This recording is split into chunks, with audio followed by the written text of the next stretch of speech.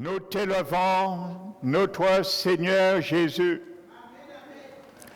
car nous savons, c'est une réalité, tu es ressuscité, tu es monté au ciel et tu vis pour l'éternité. Merci d'avoir volontairement donné ta vie, car tu l'as dit, moi je donne ma vie, je la reprendrai.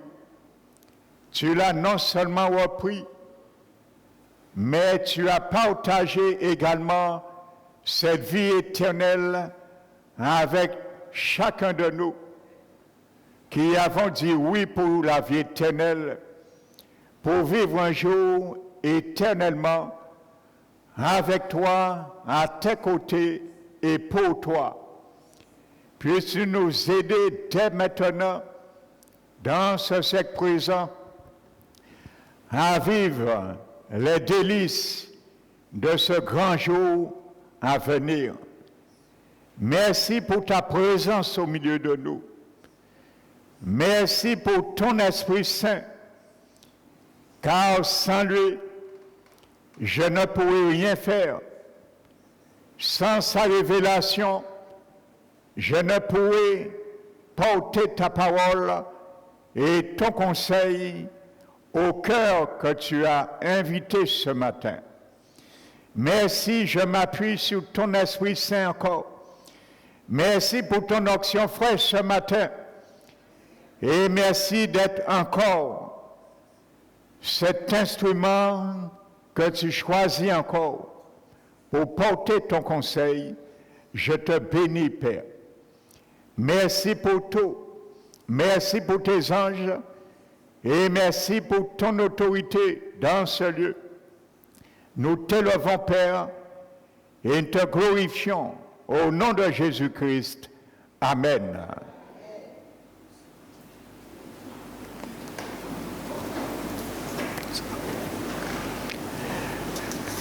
Je vous bénis, frères et sœurs. Amen. Donc, soyez les bienvenus dans la maison de notre Dieu.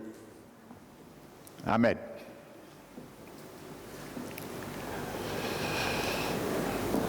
Donc, je vous invite ce matin à ouvrir la parole de Dieu dans le livre de 2 Timothée et le chapitre 2. Amen. 2 Timothée, chapitre 2. Amen.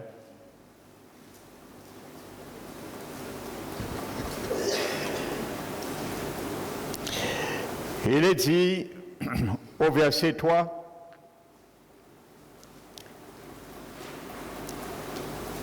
sauf avec moi,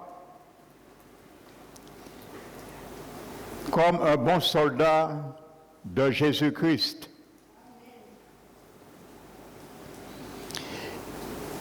Il n'est pas de soldat qui s'embarrasse des affaires de la vie, s'il veut plaire à celui qui l'a enrôlé. Amen. Donc je m'arrête à là ce matin.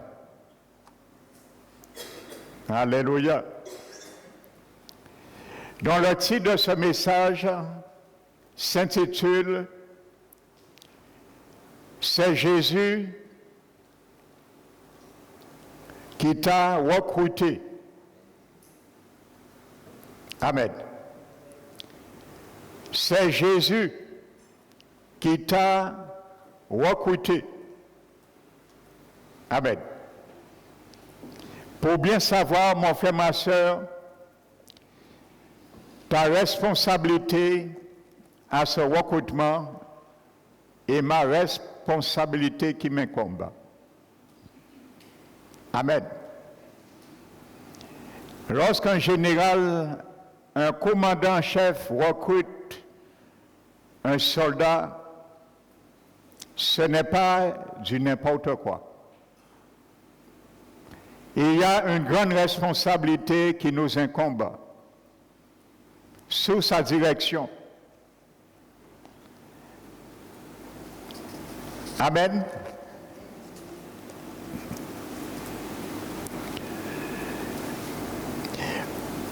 Vous savez, le jour que nous sommes nés de nouveau, frères et sœurs, nous recevons dans notre esprit les gènes de Jésus qui sont implantés en nous. C'est une réalité. Amen. Mais qui est dès lors en union totale avec Jésus. Amen. Et c'est pour cela que Paul nous le dit dans Colossiens 2, versets 9 et 10.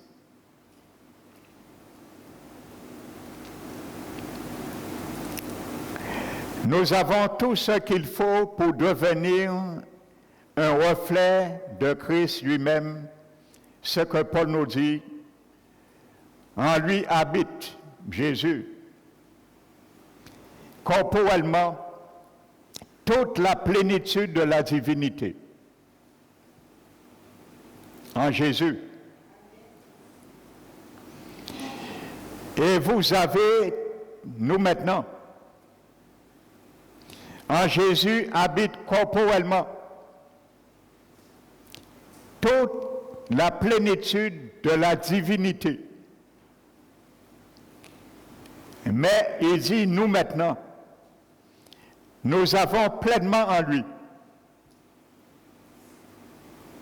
Donc si en Jésus-Christ habite corporellement toute la divinité, si nous avons tout pleinement en lui, ça veut dire que la divinité m'habite également et t'habite. Mais où? Dans notre esprit. Alléluia. Car il est le chef de toute principauté et de tout pouvoir. Voici celui-là qui t'a recruté.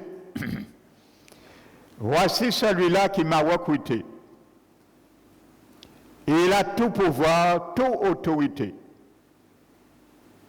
Alors lorsqu'il nous dit d'aller de l'avant, il s'engage à sa parole et son engagement qu'il prend envers nous, frères et sœurs. Alléluia.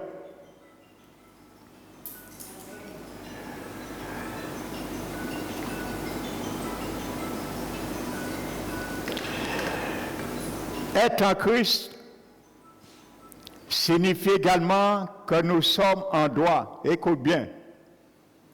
Celui qui est en Christ, comme toi et moi,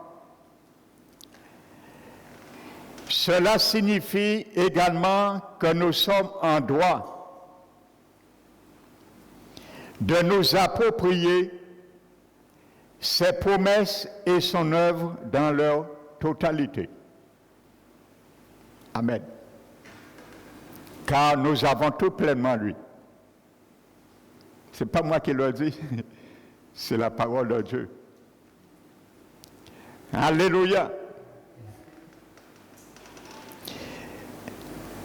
Mais comme nous l'avons déjà dit et vu, ce n'est là que le début de notre transformation. Amen. Nous sommes engagés dans un processus de transformation qui nous permet de devenir, comme je l'ai déjà dit, extérieurement ce que nous sommes déjà, intérieurement, en Jésus-Christ. Alléluia. Lorsque le peuple Israël a reçu leur héritage qui leur appartenait légalement, Alléluia.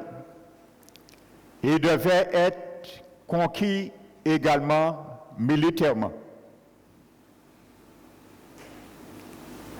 Lorsque Israël reçut leur héritage légalement, frères et sœurs, ils devront quand même le conquis militairement. Amen. Donc ça veut dire le pays dans lequel ils sont entrés ne les tombe pas subitement comme ça, entre les mains. Alléluia. Ils avaient le droit de s'en acquérir. Alléluia. Donc le salut, la victoire que nous avons également, légalement, nous devons aussi la conquérir militairement. Amen. J'ai la vie éternelle, oui. Tu as la vie éternelle. Ça, je l'ai légalement. Selon un décret royal. Mais je dois la conquérir militairement. Amen. Parce que si Jésus m'a recruté, c'est parce qu'il y a la guerre. Alléluia. Si Poutine a recruté des soldats, ce n'est pas pour garder son hôtel, c'est pour combattre. Amen, frères et sœurs. Et vice-versa pour le président de l'Ukraine. Parce qu'ils ont, chacun, ils essaient de conquérir militairement, selon eux, ce qui devrait les revenir légalement. Amen.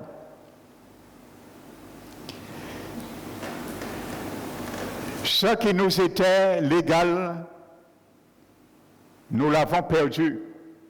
Si retourné, ça s'est retrouvé dans la main du diable, au jardin d'Éden. Ça nous appartenait légalement. Donc Dieu maintenant en Christ, il nous donne pleinement pour aller les récupérer militairement. Frères et sœurs. Nous avons tout pleinement en Christ.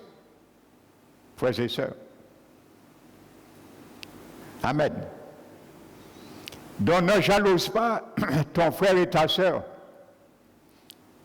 Elle a le même potentiel que toi.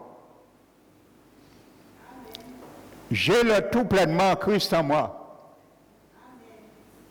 Ton frère, ta sœur a le tout pleinement en Christ en lui, en elle. Alléluia. Si nous n'avançons pas, c'est parce que nous n'utilisons pas comme il faut à bon escient le tout pleinement que j'ai en moi et que tu as en toi. Alléluia. C'est pour ça que nous allons essayer de bien l'utiliser. Pour les si peu d'années ou de mois qui nous restent à vivre encore sur cette terre avant l'enlèvement. J'ai écouté le témoignage, ça fait un mois à peu près, de quelqu'un. Jésus s'est présenté à cette personne et Jésus lui a dit qu'il revient dans une semaine. Frères et sœurs. Donc je ne sais pas qu'est-ce que Jésus voulait dire par une semaine, mais Jésus n'a pas donné de détails. Et il lui a dit, je reviens dans une semaine. Je ne sais pas si c'est 7 mois, 7 années, mais il a dit, je reviens dans une semaine. Bien sûr, pas une semaine physique. Ce serait trop beau. De toute façon, si c'était ça, ça fait un mois passé. Peut-être, soit je ne sais plus ce dimanche avec vous, Si mon âme n'est plus sur la terre, c'est parce qu'il était en haut. Peut-être ce serait un autre pasteur aujourd'hui qui serait là. Si c'était une semaine littérale. Amen. Mais gloire au Seigneur que nous tous ne soyons pas là. Qu'il n'y ait aucune personne assise sur une chaise à l'église parole qui restaure le jour que la trompette sonne. C'est ma prière pour chacun de nous. Amen. Donc c'est ça que j'entends, les si peu de mois ou d'années qui nous restent encore, avant ce grand jour. Donc, frères et sœurs, Dieu a promis, mais le pays ne tombait pas automatiquement dans les bras du peuple, simplement parce que Dieu avait dit qu'il y appartenait. Et c'est le danger aujourd'hui de beaucoup d'enfants du Seigneur. Dieu les a dit, vous avez la vie éternelle, et la vie éternelle est tombée déjà dans leurs bras. Et c'est bon, je m'arrête là. Malheureusement, ce n'est pas ça. L'épître, Jean dans son épître dit que la vie éternelle, c'est Jésus lui-même. C'est une personne. Amen. Dans le jour que Jésus est rentré en moi, effectivement, comme il est la vie éternelle, j'ai reçu la vie éternelle. Ainsi que toi. Mais si un jour Jésus s'en va, il ne laisse pas la vie éternelle en moi, parce qu'il est la vie éternelle. Donc si Jésus s'en va, la vie éternelle s'en va. Même si elle est éternelle, elle s'en va. Parce que je dois me l'approprier, me la conquérir militairement. Et j'ai tout pleinement pour cela, en Christ. Amen. Tu as tout pleinement pour cela, en Christ. Donc, ça veut dire que ce qui était légal devait être confirmé. Comment? Qui peut me dire? Par l'expérience. Ce qui m'est légal, frères et sœurs, doit être confirmé par l'expérience. Je dois démontrer que j'ai la vie éternelle. Je dois démontrer que je suis un citoyen du royaume des cieux. Je dois démontrer que je suis un soldat recruté par Jésus. Amen.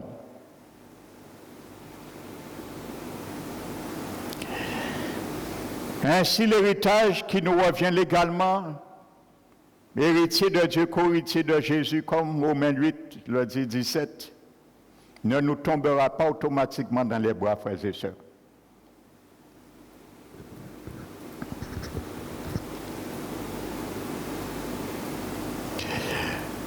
Donc, avant de pouvoir entrer dans le pays de Canaan, amen,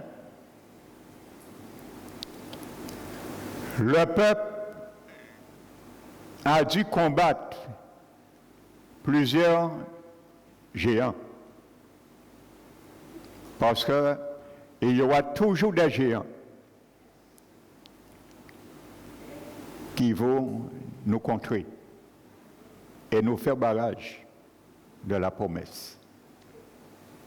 Donc, avant d'y rentrer et de rentrer dans l'héritage qui était légal, ils devront conquérir militairement parce qu'ils avaient la guerre à faire avec des géants. Il fallait retirer les géants pour s'accaparer ce que Dieu les avait donné légalement. Amen. Le peuple dut combattre divers géants qui leur bloquaient l'accès. Mon frère, ma soeur, quelle est les géants qui me bloquent l'accès, qui te bloquent l'accès aujourd'hui de ta vie éternelle. Quel est le géant? Peut-être c'est ta chair. Un grand géant, et je crois un des plus grands géants de notre combat militaire, c'est notre chair. Ça, c'est un grand géant. Amen. Les obstacles de la vie, les plaisirs de la vie, du monde, voici des géants. Il faut pouvoir les combattre. Mais pour cela, nous ne devons pas nous embarrasser des choses de la vie. Si nous voulons plaire à celui qui nous a enrôlés, recrutés. Vous vous rappelez le message précédent? Je vous disais que le mot qui est traduit par moissonner dans Nombre 21,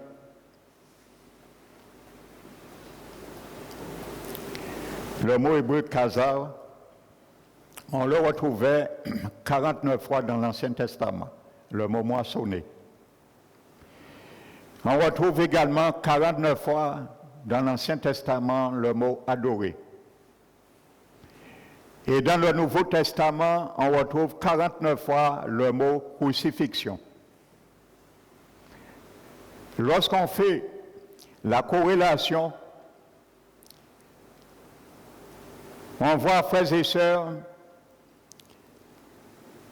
lorsqu'on adore le Seigneur, on moissonne dans nos vies pour lui. Amen. En moissonnant ce que Dieu veut pour nous, pour lui, nous l'adorons. C'est une forme d'adoration. Mais pour cela, il faut la crucifixion. Amen. Donc, voyez les 3 fois qu'on retrouve ce chiffre, ce nombre 49, et il y a une belle corrélation. Amen, frères et sœurs. Donc, gardons cette corrélation.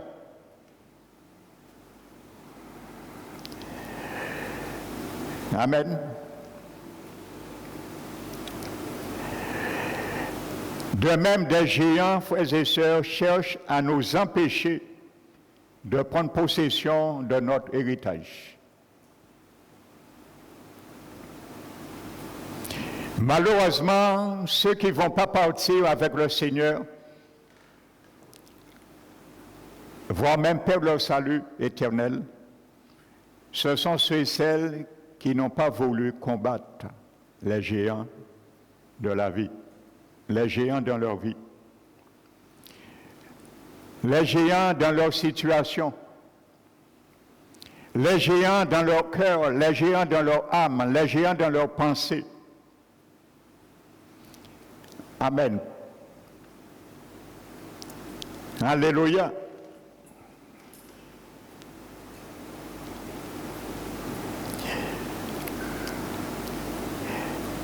C'était d'ordre physique, mais la plupart se trouvent dans notre manière de faire, de penser, notre âme, frères et sœurs. Même après avoir contemplé le pays, il y a eu 12 espions, même après avoir contemplé le pays, beaucoup d'entre eux renonçaient à tout espoir. Frères et sœurs. Et il y a 2 qui ont tenu tête, Caleb et Josué. Même après avoir contemplé le pays, beaucoup ont perdu espoir.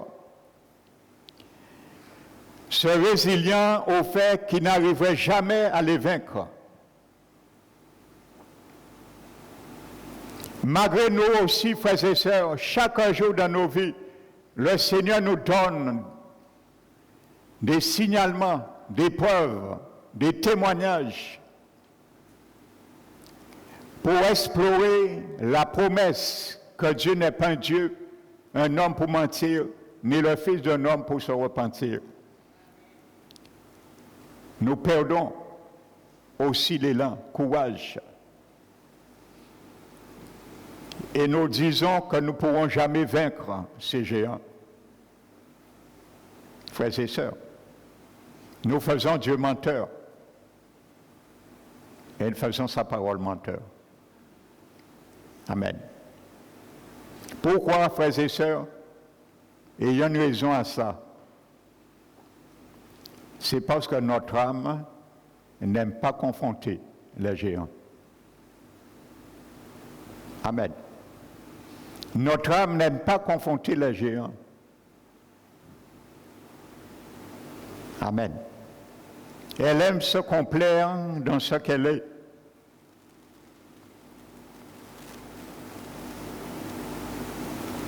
Amen. Nous allons rentrer maintenant dans le premier épisode de ce recrutement. Regardez ce que Josué chapitre 1 nous dit. Amen.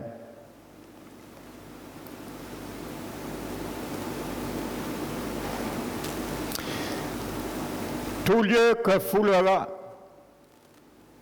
la plante de votre pied. J'avais expliqué un peu le contexte de cela déjà, mais je vais le refaire parce qu'il y a eu certaines vidéos qui n'ont pas été enregistrées. Ça fait quelques mois. Amen. Je vous le donne, comme je l'ai dit à Moïse.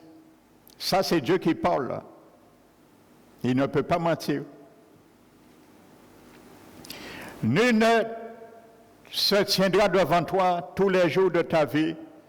Je suis avec toi comme je l'ai été avec Moïse. Je ne te délaisserai pas, je ne t'abandonnerai pas. Amen. Vous voyez, Dieu a dit, tout lieu où foulera la plante de vos pieds, je vous le donne en héritage. Amen. Il y a des choses, il y a des lieux, mon frère, ma soeur, des activités dans mon âme, dans ton âme. Le Seigneur me dit, lorsque je mettrai mes pieds, la plante de mes pieds dessus, il me revient en héritage. Mais pourquoi ça ne me revient pas en héritage? Systématiquement. Amen. Quand je dis mon âme, tu es trop bavard dans la maison de l'Éternel. Pourquoi elle ne m'obéit pas? Et pourtant le Seigneur m'a dit, tout lieu où je mettrai la plante de mon pied, il me le donne en héritage. Amen. Parce que je ne fais pas la guerre à mon âme qui ne cesse de bavarder dans la présence du Seigneur. Amen. Donc il faut que je fasse la guerre. C'est ça, fouler la plante de mon pied, il me revient en héritage. Amen.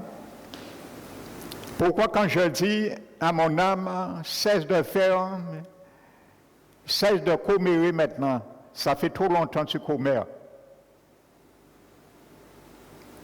Et rien ne se ferait. Parce que je n'ai jamais pris, je le dis, mais je n'ai jamais pris position pour faire la guerre. Militairement. Mais là, Dieu demande il parle stratégiquement. Amen. Nous allons le voir.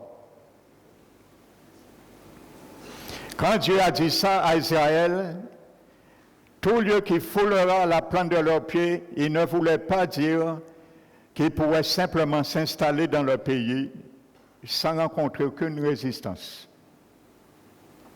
Amen. Ce serait trop beau pour être vrai. Frères et sœurs.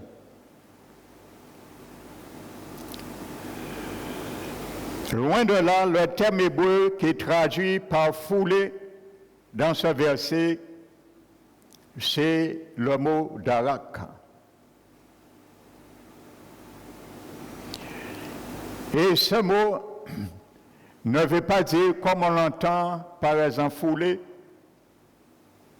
comme écraser la tête du serpent. Ça, c'est écraser la tête du serpent. Marcher sous les scorpions et les serpents. Mais ce terme veut dire, il désigne une marche déterminée. Amen. Et non une simple promenade. Ça veut dire, le peuple devait dire, dès qu'ils vont mettre leurs pieds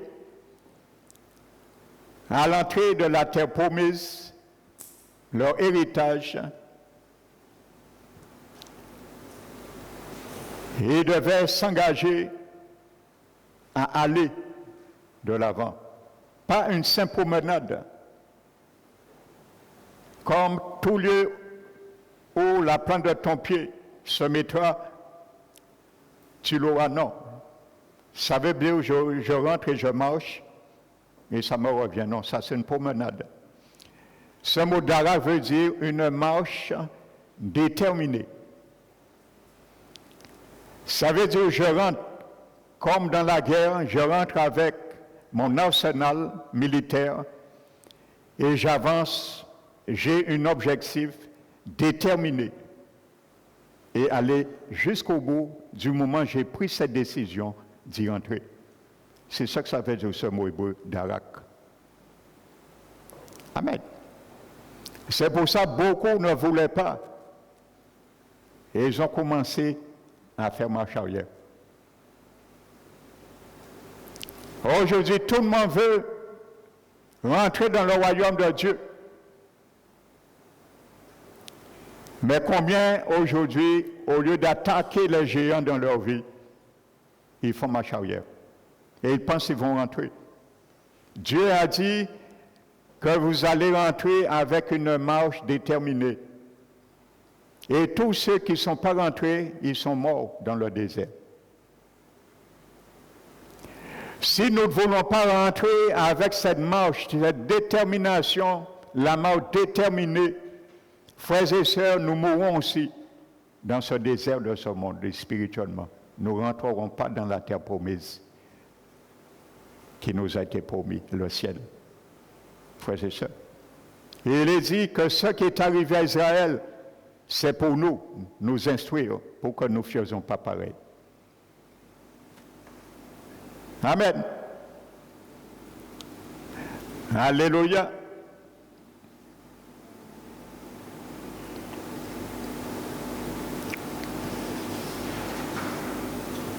Donc, à l'origine, ce mot darak était employé pour évoquer le geste des ouvriers qui foulaient le raisin dans un pressoir.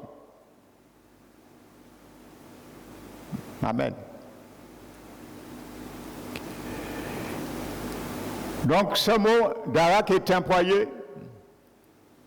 À l'origine, il évoquait le geste des ouvriers qui foulaient le raisin dans leur pressoir.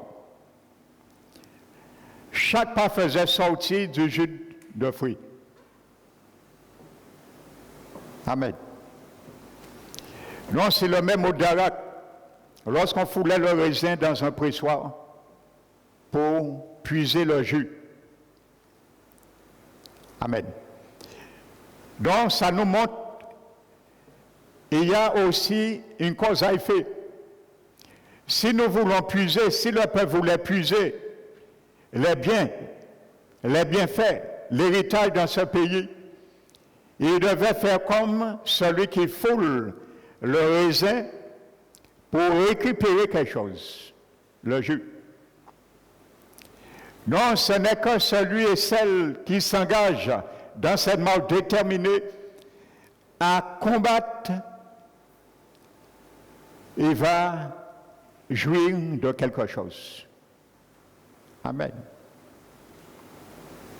Alléluia.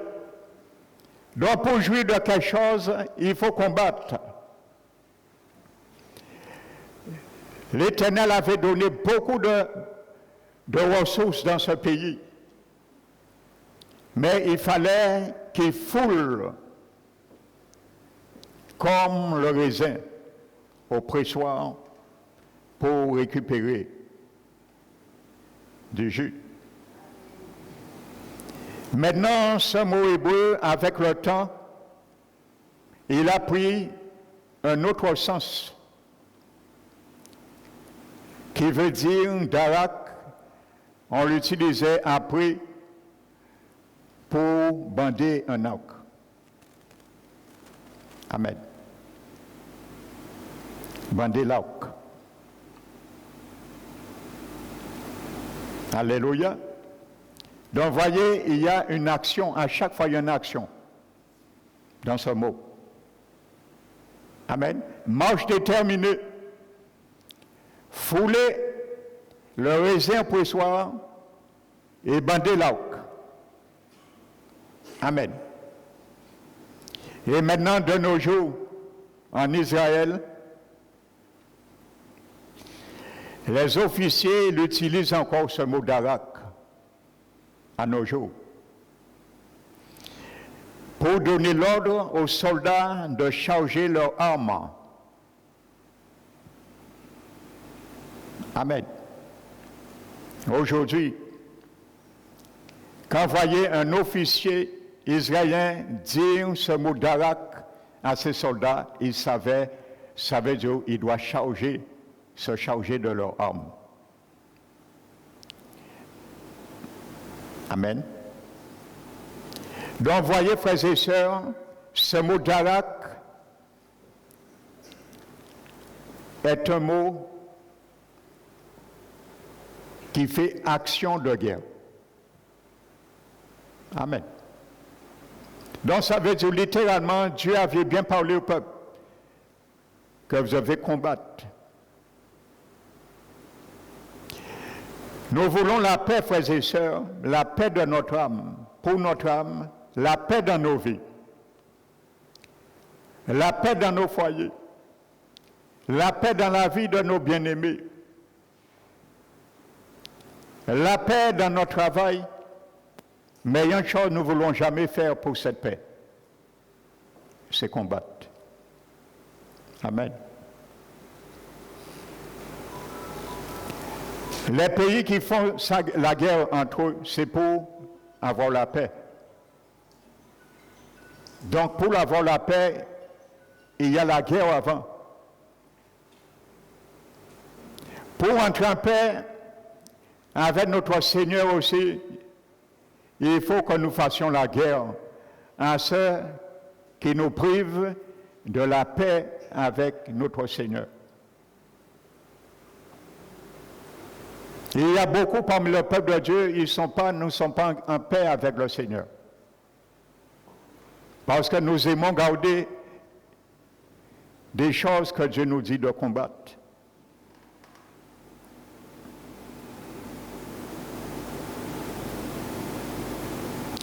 En adressant une telle parole à Josué, l'Éternel se présentait à la fois comme un sauveur et un général d'armée.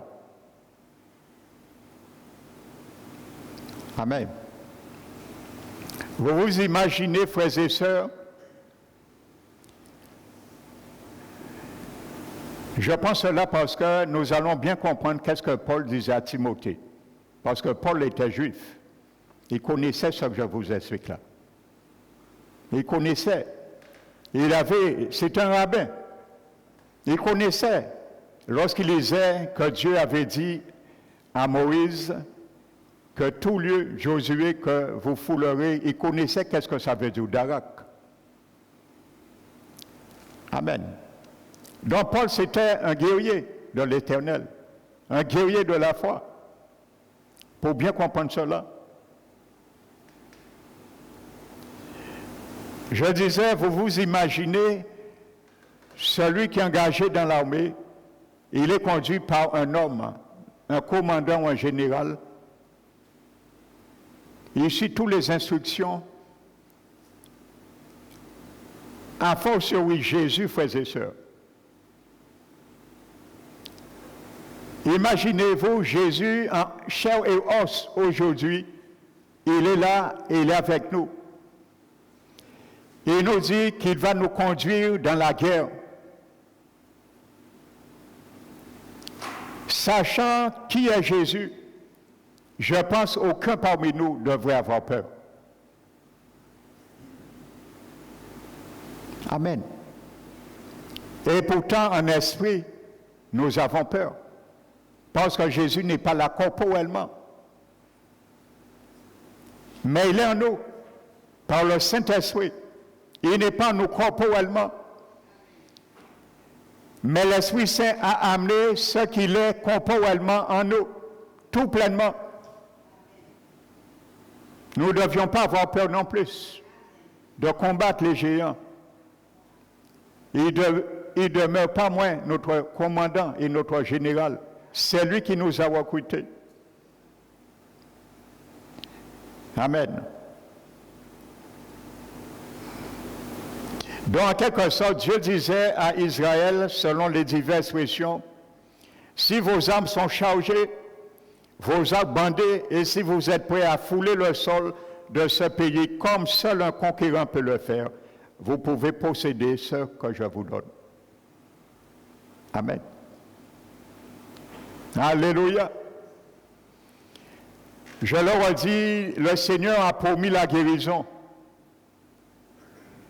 Et oui, amen. Pourquoi disent, mais Dieu a promis et je ne vois jamais? Parce que nous n'entreprendons pas une démarche déterminée pour la guérison, pour l'acquérir en définitif. Et tout ce que nous pouvons dire et ajouter. Donc, mon frère, ma soeur, avant de continuer, je te pose une question ce matin. Je me pose une question. Est-ce que tes armes sont bien armées? Sont bien chargées plutôt? Est-ce qu'à ce jour, tes armes sont bien chargées? Darak, ce que les officiers israéliens utilisent encore aujourd'hui. Chargez vos armes. Alléluia. Ou nous attendons passivement. Dieu a dit, donc il fera. Comme certaines églises qui disent que, comme le Seigneur a dit que nous sommes le temple du Saint-Esprit, donc un chrétien ne peut jamais être démonisé. Donc ces chrétiens qui sont démonisés, ils attendent passivement et rien ne se fait. Parce qu'ils pensent que c'est une théologie qui est biblique. La Bible ne dit pas. Et il n'y a aucun verset qui le dit, qu'un chrétien ne peut pas être démonisé. Donc, c'est pareil, au lieu d'attaquer pour entrer vraiment dans ce droit légal, nous avons la délivrance, dont les enseignes, vous allez prier, vous allez lire la parole, jusqu'à ce que le démon joue, il part. C'est ça.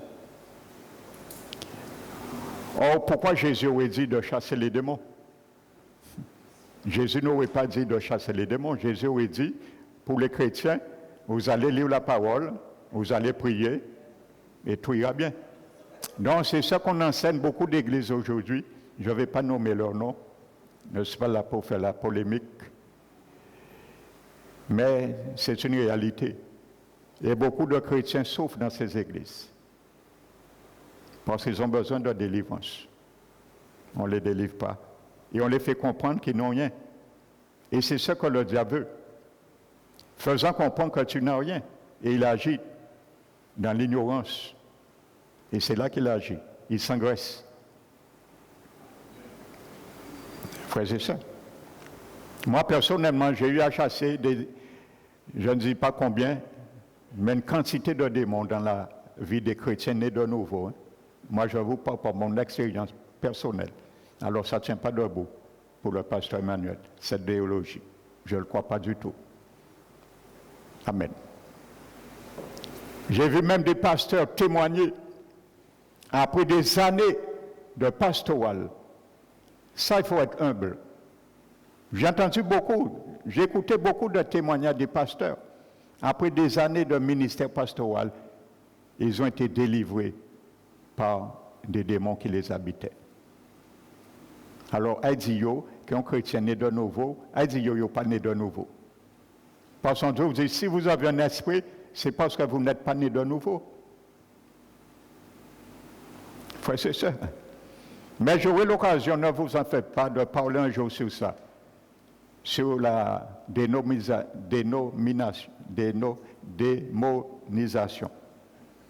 des chrétiens nés de nouveau. Vous allez voir, ça existe.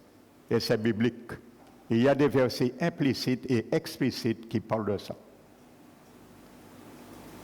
Amen. Donc, je ferme la parenthèse, ce n'est pas mon sujet aujourd'hui, mais c'est pour montrer qu'on reste passivement. Passivement.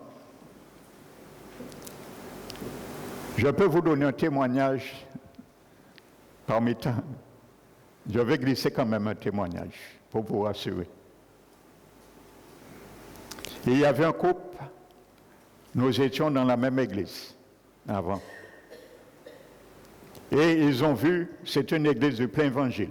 Ils ont eu l'occasion eux-mêmes de voir, et moi à cette église, je faisais partie du ministère de délivrance.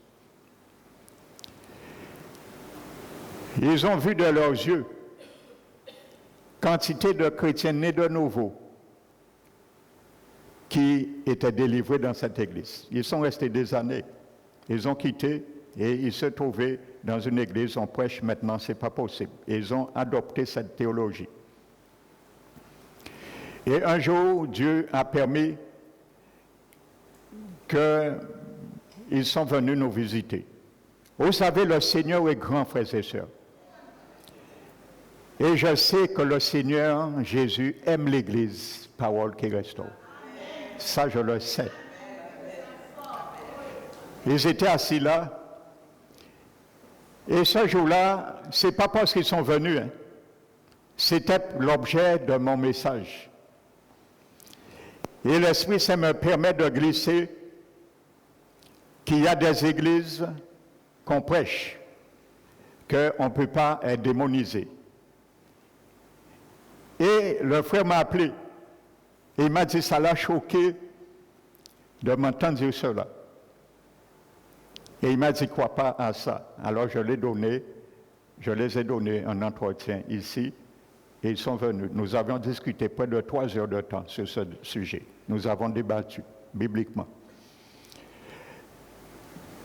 Lorsque je ne vais pas rentrer en détail pour ne pas monopoliser trop le temps du message, mais en finalité,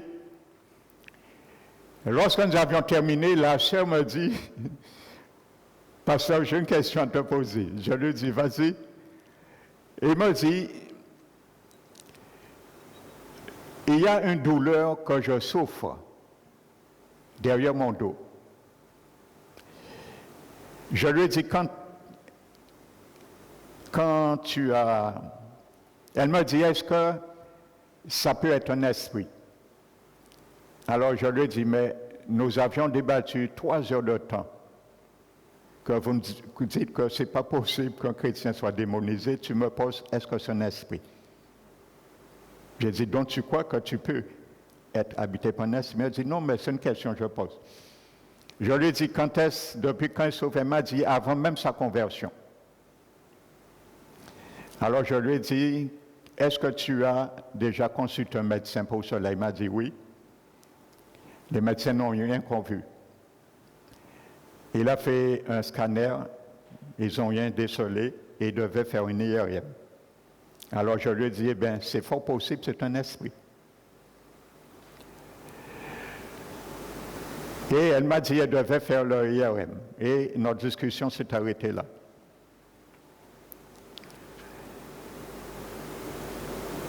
Un mois après, je crois, j'étais en train de prier dans ma chambre et il y a une flash qui m'est venue.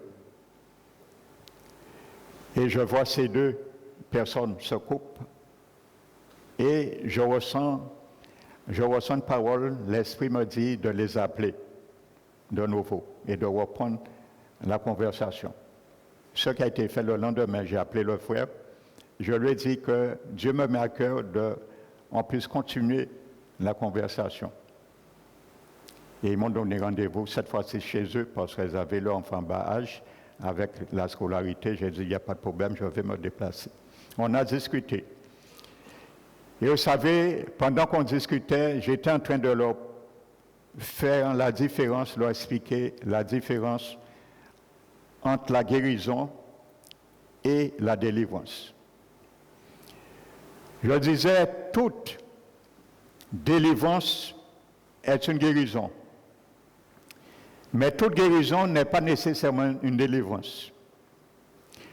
Le Seigneur a saisi la bouche de la sœur et lui a fait faire une prophétie. Et elle s'est mise à prophétiser, mais bien sûr, Jésus a dit, qui parmi vous peut dire que tes péchés te sont pardonnés et pour te dire tu es guéri. Elle a regardé son mari. Elle m'a regardé, ils m'ont regardé, ils ont souri. Ils m'ont dit, nous voulons faire l'essai. J'ai dit, il n'y a pas de problème. Et elle m'a dit, cette douleur montait, descendait. Et il m'a dit, elle a fait l'IRM entre-temps, et il n'y a rien dit. J'ai dit, bon, je pense que c'est spirituel. Nous allons voir. S'il n'y a rien, il n'y a rien. Et ils sont venus. C'était là. La soeur était assise là, son mari était debout avec moi. Et quand il est venu, j'ai commencé à prier. Et quand j'ai commencé à prier, j'ai ordonné à cet esprit de se manifester. Frères et sœurs, j'ai vu l'esprit sur la main de la sœur. Et je l'ai ordonné de partir. Lorsque nous avons terminé, j'ai dit à la sœur, je ne lui ai rien dit. Elle a été franche et honnête. Je lui ai dit, est-ce que cette douleur est encore dans ton dos? Elle a regardé son mari, elle m'a regardé, elle a hésité un peu. Et elle m'a dit qu'elle va être franche. Elle m'a dit que pendant que je faisais la délivrance, la douleur est montée sur son épaule et est descendue dans sa main. Et c'est là l'esprit a quitté. Elle a été délivrée. Alors je lui ai dit, est-ce que vous croyez maintenant qu'on peut être démonisé et stable? Vous voyez, c'est l'expérience. C'est ça que je dis, l'expérience est plus parlant que la théorie des hommes, la théologie des hommes. J'ai rencontré ce couple 6 mois après, dans une pizzeria à Bémaro, et ils m'ont dit, le frère m'a dit, pasteur Emmanuel, je bénis l'Éternel pour des hommes comme toi, qui délivrent les enfants du Seigneur. Elle m'a dit, jusqu'à maintenant, pas de douleur. On s'est rencontrés 2 ans après, dans une veillée. Toujours pas de douleur. Elle a été délivrée, frères et sœurs. Donc voici un cas. Il y a des dizaines de cas que j'aurais pu donner. Amen. Alors si on vous dit cela, rejetez cette théorie. Amen. Parce que vous allez rester esclaves des démons en pensant qu'il n'y a rien et qu'il y a bien quelque chose. Amen. Ça, je sais beaucoup. Il n'y a pas beaucoup d'églises qui font la délivrance. Mais ici, cette église, il a un ministère de délivrance. Et je glorifie le Seigneur. Amen. Même ceux qui ont quitté et calomnié l'église par où qu'ils ressortent, ils reconnaissent ce ministère. Parce que c'est eux-mêmes, après des années, qui m'appellent. Ils me disent, pasteur, j'ai quelqu'un qui a une situation, je crois que personne ne peut faire rien pour lui, mais je sais que tu as le ministère, est-ce qu'il peut te voir? Je dis, il n'y a pas de problème. Je rejette quiconque. Amen. Je les reçois avec amour et grâce. Et s'ils ont besoin de délivrance, même ceux qui m'ont calomnié, qui m'appellent pour ça, je dis, il n'y a aucun problème. Alléluia. Donc je continue, frères et sœurs, je ferme cette parenthèse.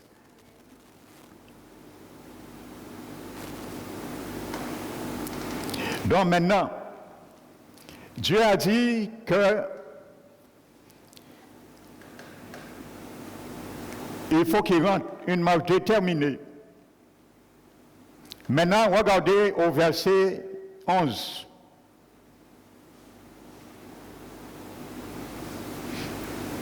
Amen. Josué donne cet ordre aux officiers. Dieu a dit cela. Nous avons vu qu'est-ce que ça veut dire d'arak. Foulé. Maintenant, voici maintenant l'ordre. Notre officier commandant-chef nous donne aussi. Le verset 11, Josué donne cet ordre aux officiers. Parcourez le camp et voici ce que vous commanderez au peuple. Préparez-vous des provisions, car dans 3 jours vous traverserez le Jourdain que voici pour aller conquérir le pays dont l'Éternel, votre Dieu, donne la possession. Amen. Ça complique là maintenant. Dieu leur avait dit, je vous donne un pays maintenant, et il parle maintenant de Jourdain. Alléluia. Amen. Donc, le terme conquérir, vous allez conquérir le pays dont l'Éternel, votre Dieu, vous donne la possession. Le terme conquérir et possession dans ce verset en hébreu et traduisent le même mot hébreu, yarash. Et il y a un jeu de mots là, nous allons bien le comprendre. Dans l'original hébreu, les deux mots et le même terme hébreu, yarash. Et il veut dire conquérir et possession. Amen. Et la Bible dit, voici le Jourdain que voici pour aller conquérir le pays dont l'Éternel, votre Dieu, vous donne la possession. Et vous allez voir pourquoi ces deux mots. Ça décrit la cause à effet. Donc ça traduit le même mot hébreu, yarash, mais qui a 2 sens apparentés dans l'hébreu. Amen. Quoique légèrement différent. Donc, il désigne d'une part, ce mot yarash désigne déjà d'une part un héritier légal, quelqu'un qui devient propriétaire d'un bien en vertu de la loi. Ça veut dire un. Alléluia. Donc, en vertu de quelle loi? Il devait devenir propriétaire en vertu de la loi de la parole de Dieu. Nous devenons propriétaires en vertu d'une loi aussi, Yarash, de la parole de Dieu. Et il m'a dit, j'ai la vie éternelle, le jour où j'ai accepté Jésus. Donc, je suis un héritier légal, Yarash, en vertu de cette loi. Ce qui a été proclamé pour moi. La Bible dit, je suis guéri. J'ai la guérison. Je suis un héritier de la guérison en vertu d'une loi. Car les meurtrissures de Jésus me promettent la guérison. Donc je deviens un héritier légal. Premièrement, c'est ça que ça veut dire. Donc parce que Dieu a dit, je vous donne ce pays, donc automatiquement, dans la pensée de Dieu, ils sont un héritier légal. Mais pourquoi ils doivent se battre? Imaginez, je suis un héritier légal d'un héritage que ma mère, mon père m'a laissé à leur mort. Et quand je viens, je trouve quelqu'un qui a exploité la propriété. Frères et sœurs, je ne dois pas me battre normalement. Je suis un héritier légal. Amen. Donc, ils étaient héritiers de cette promesse légalement, parce que Dieu l'a dit. Amen. D'autre part, ce même mot Yarash, on l'emploie d'une part pour parler d'une invasion militaire qui vise à s'emparer du pays et s'y installer. Amen. C'est pour ça la Bible dit conquérir et posséder. Non seulement ils sont héritiers légaux en vertu d'une loi, mais d'autre part, ils doivent conquérir militairement pour s'emparer du pays et s'y installer. Amen. Donc, nous voyons le double sens créer un scénario intéressant qui englobe à la fois l'action et la réaction, la cause et l'effet. Ils rentrent en tant qu'héritier légal, mais ils devraient se battre pour le conquérir et le posséder. C'est pour ça que l'hébreu a mis le même mot Yarash, qui veut dire possession et conquérir. Tu veux la possession, tu dois la conquérir. Tu veux la vie éternelle, Dieu l'a donnée légalement, je suis un héritier légal de la vie éternelle. Dieu me l'a dit. Tu es un héritier légal de la vie éternelle. Mais doublement, je dois la conquérir pour posséder l'héritage légal qui me revient en tant qu'héritier légal. Amen. Donc c'est pour ça, ce mot Yarash a deux sens apparentés, mais légèrement différentes, qui montrent cela. L'action et la réaction, la cause à effet. Frères et sœurs. Amen.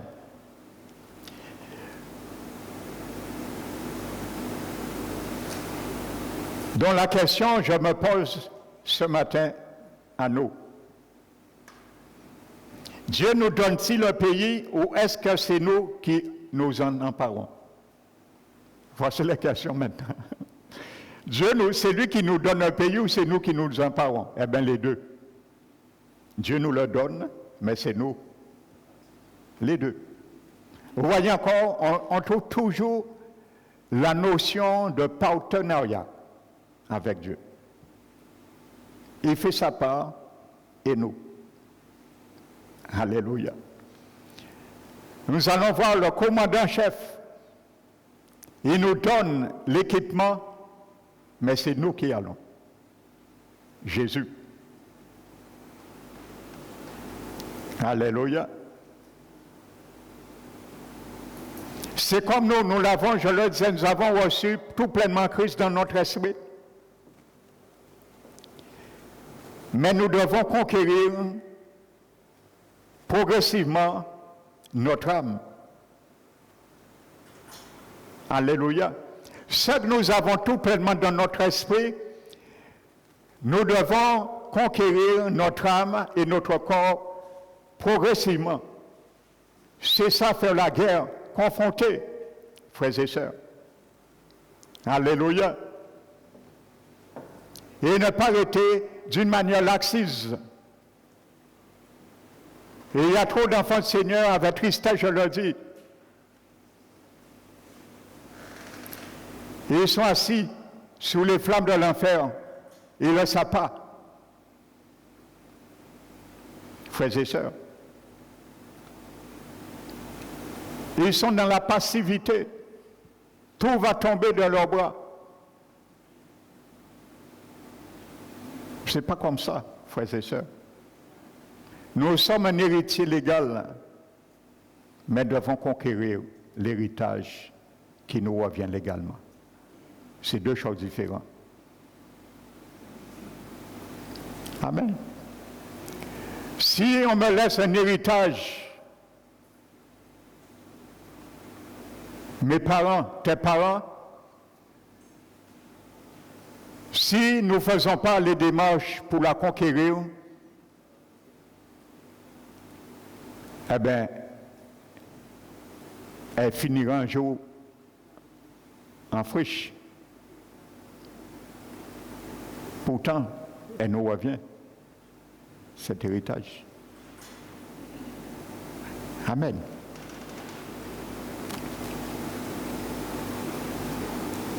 Donc, de même, Israël devait passer à l'action et s'emparer de ce que Dieu lui avait déjà donné. Amen. Légalement en Christ. Nous également. Nous devons prendre possession de ce qui nous appartient déjà légalement en Christ. Amen. Le diable nous trompe. Il nous fait comprendre que c'est faux. Frères et sœurs. Mais il nous fait aimer son héritage, ce qui lui appartient, et nous détourner sur ce qui nous appartient de droit. Les promesses de Dieu. Pour les acquérir, il y a une droiture de conduite. Et c'est ça, l'ennemi nous écarte de cette conduite pour nous empêcher de rentrer dans ce territoire, dans ce terrain. Amen. Donc, bien que les promesses de Dieu sont oui et amen en Christ, comme 2 Corinthiens 1, 20 le dit, elles ne s'appliqueront pas à nous automatiquement. Tout comme le pays promis ne s'est pas automatiquement vidé de ses occupants devant le peuple juif. Quand ils sont rentrés, le pays ne s'est pas vidé. Alléluia, quand je rentre dans la vie éternelle, le salut, la nouvelle naissance, les habitants de mon âme ne se vident pas systématiquement. Hein. C'est moi à les confronter. Dit géant, excuse-moi, hein? Nous étions longtemps amis, mais aujourd'hui, il faut débarquer. Amen. Parce que l'homme en moi, Jésus dit, moi, il faut renouveler. Alors, proposition pour partir. Parce que nous connaissons la guerre maintenant. Nous t'aimons, nous, mais allez nous faire la guerre. Amen. Alléluia. Mais il y a ceux qui aiment tellement leur âme, pas toucher ça. Frères et sœurs, oh Jésus dit, nous faut mort. Si mort nous pouvons retrouver, mais si vivant qui est mort. Alors nous n'avons pas choix, soit qu'à mort, soit qu'à vivre. Alléluia. Amen. Alléluia. Frères et sœurs, notre vie ne sera pas vidée automatiquement par tout ce qui nous contraignait avant de marcher comme il faut. Ça ne va pas se vider comme ça. Autrement, tout le monde est sauvé. Dès le Seigneur t'aurait donné son Esprit Saint, tu n'as rien à faire. À ce moment, dès que quelqu'un s'est converti, je pense que Jésus aurait pris sa vie tout de suite. Si on ne pouvait jamais perdre notre salut, autant pour notre vie, et nous ramener près de lui. Mais malheureusement, ce n'est pas ça. Amen. Pierre a dit, nous devons nous efforcer à affermir. Forcer, affermir. Alléluia. 1 Timothée 6, 12.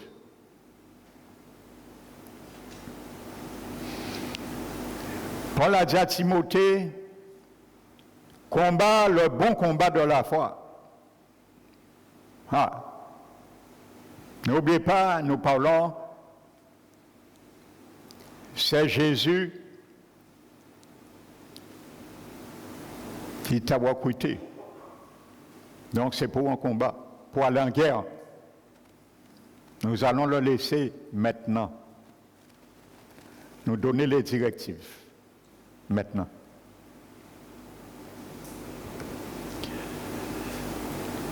Combat le bon combat de la foi. Il y a combat, mais il y a bon combat. Et il y a ceux parmi le peuple de Dieu qui font du combat.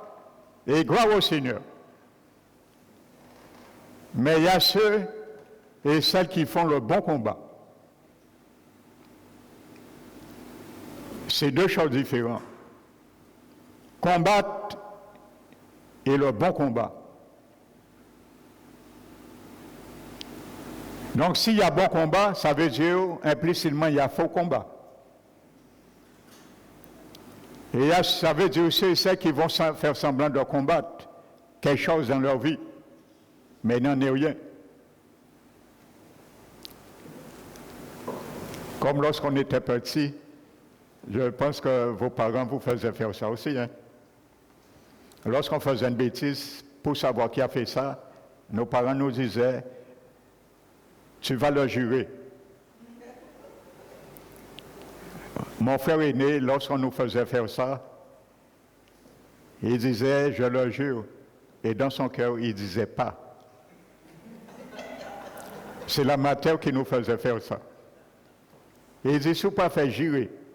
Mon frère disait, je le jure. Mais après, ça a été qu'à dit nous, a dit, je le jure, mais qu'elle ne m'a dit pas. Alors j'ai dit, je le jure pas. Donc c'est un peu ça. Il y a certains qui font semblant de faire la guerre. Mais ils ne font pas la guerre.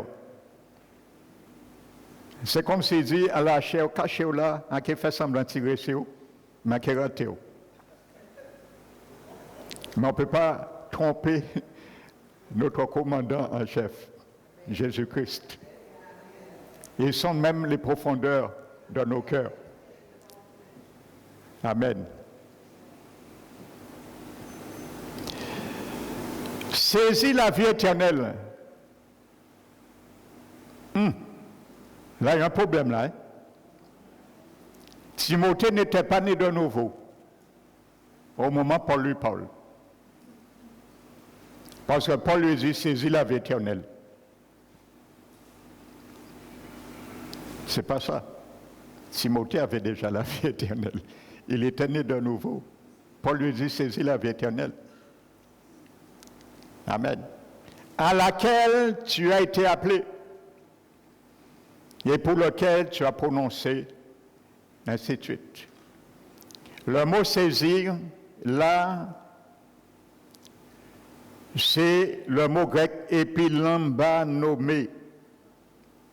Ça veut dire, ça montre bien l'intensité de l'effort impliqué. Timothée avait déjà la vie éternelle.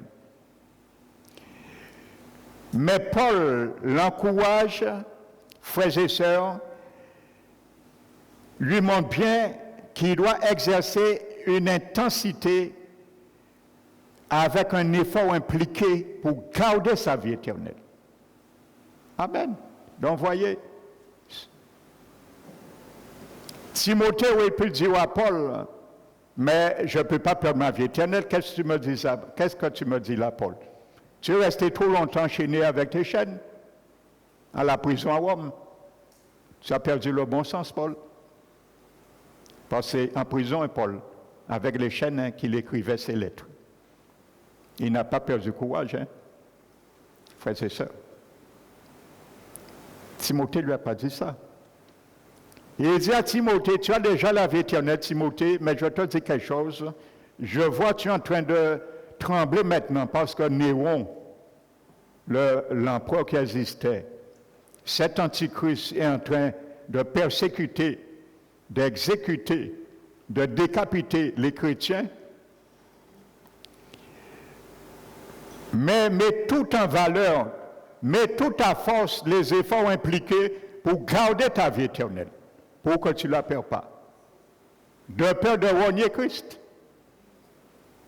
et d'abandonner, frères et sœurs, le ministère qui t'a été confié. Ne pas déserter. Plus loin pas aujourd'hui, je vais vous montrer, il y a quelque chose qui était impardonnable à l'Église primitive. C'était un déserteur, frères et sœurs.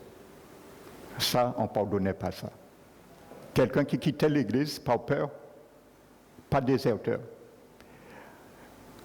Quand Paul a dit qu'il n'y a pas de soldat qui s'embarrasse des choses de la vie pour plaire à celui qui l'a enrôlé, il sait ce qu'il disait. Ce n'était pas la rigolade, frères et sœurs. Je prends du temps vers ce message avec vous, c'est vous pour vous préparer. Pour nous préparer, je m'implique. Que si la trompette sonne, certains parmi nous ratons le vol. Comment faire pour garder votre vie éternelle? Si c'est possible, parce que c'est facile, ça je vous l'ai déjà dit, avec l'Antichrist. Amen. Alléluia. Donc c'est des provisions que je suis en train de vous donner, nous donner pour cela, pour ceux et celles. Alors je pense à ceux et celles qui ne vont pas décoller. Je pense, j'ai déjà entendu tellement de témoignages sur l'enlèvement, je peux vous dire que ça ne rigolera pas. C'est Jésus même qui enseigne cela. Jésus a montré un serviteur, je l'ai dit, l'enlèvement. Jésus a dit, nul ne pourra se sauver par son propre sang. Amen. Trop ou tard, on va faillir. Et l'ennemi va essayer de mettre dans nos pensées, le Seigneur comprendra. Mais une fois la marque sera là, c'est fini. La seconde suivante, tu ne peux plus te repentir. C'est fini, la GN. Aujourd'hui, nous faisons n'importe quoi avec nos vies. Nous faisons n'importe quoi avec la sanctification de nos vies. Nous pouvons revenir au Seigneur. Si nous revenons avec un vrai cœur repentant, il peut nous pardonner encore. Et nous encourager de continuer. Mais le jour Un enfant du Seigneur prendra la marque de la bête. La seconde suivante, même s'il se repent, c'est fini. Il ne peut plus se repentir. C'est fini.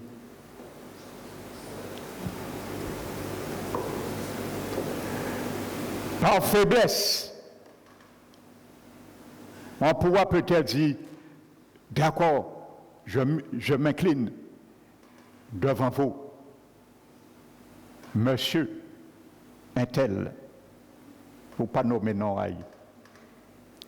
Quand tu te relèves, peut-être 5 minutes après, tu réalises qu'est-ce que tu as fait là. Sous l'effet de la fatigue, des tourments, tu demandes à Dieu pardon, mais tu n'écoutes plus, c'est fini. On ne peut plus se repentir. Une fois on a pris la marque, c'est fini. On ne peut plus revenir en arrière. Comprenez ça bien, frères et sœurs. Si la trompette sonnait, les autres là, rappelez au pasteur Emmanuel, t'es qu'à dire ça. Amen. Aussi, peut-être certains réussissent à se sauver, ils ont pris le wagon en retard, nous que retrouver nous. Même ceux qui viennent en retard, si c'est possible. Amen.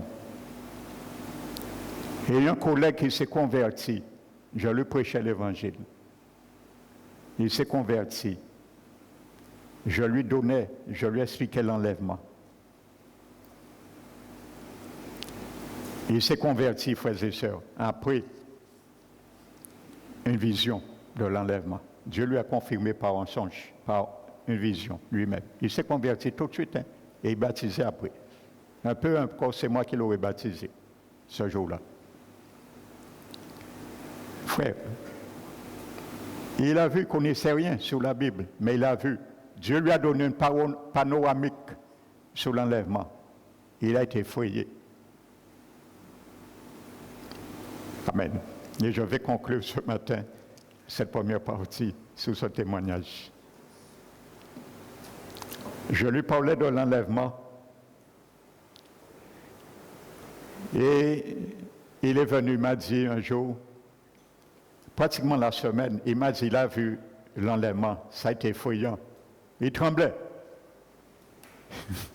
Et il m'a dit, il a vu, le Seigneur est venu chercher les chrétiens sur terre, mais sous cette forme, bien sûr, ce ne sera pas des dragons. Mais Dieu lui a montré que ce sont des dragons qui descendaient au ciel, comme des trains, et venaient chercher les chrétiens, et ils partaient. Et tous les chrétiens qui partaient, ils avaient une Bible dans leurs mains. Et ceux qui n'avaient pas la Bible, ils restaient à terre. Il avait un cousin à lui, qui est chrétien aussi dans cette vision, qui est parti. Et dans la vision, je suis en train de lui parler. J'ai ma Bible dans ma main et je lui parle. Et il me dit, qu'est-ce qu'il doit faire? Qu'est-ce qu'il doit faire dans la vision? Il est paniqué. Il me dit, qu'est-ce que je dois faire? Qu'est-ce que je dois faire? Et je lui ai dit, cours vite. Va chercher ta Bible dans la vision. Et il court, il va chez lui, et il prend sa Bible, et quand il retourne, il ne me voit plus, je suis parti. Et lorsqu'il a vu ça, il a vu le ciel s'ouvrir et du feu a commencé. Des avions remplis de feu commençaient à... Il n'a pas pu continuer, il a ouvert ses yeux. Eh bien, il m'a dit, qu'est-ce qu'il doit faire pour être sauvé? Il a donné sa vie au Seigneur. Et je l'ai emmené à l'église, pas dans cette église. Il est resté et il est passé au baptême d'eau. Frères et sœurs. Donc, que le nom du Seigneur soit béni. Et que cette vision fasse son effet pour moi. Que j'ai ma Bible en main et que je porte ce jour-là aussi. Merci Seigneur pour cet avant-goût. Au nom de Jésus-Christ. Amen. Donc, prépare à avoir ta Bible dans ta main, mon frère, ma soeur, pour parler avec le Seigneur. Amen. Ne marche pas comme les témoins Jéhovah avec une Bible partout. Hein. C'est pas ça que je t'ai dit. Partout, hein, au travail, ou quand tu vas. Amen. Mais fais comme si tu as ta Bible chaque jour avec toi. Amen. Donc, que le nom du Seigneur soit béni, mon frère, ma soeur. Et n'oublie pas, c'est le Seigneur Jésus qui t'a recruté. Amen. Et nous allons comprendre dimanche prochain pourquoi. Que le nom du Seigneur soit béni. Nous allons bénir notre Seigneur.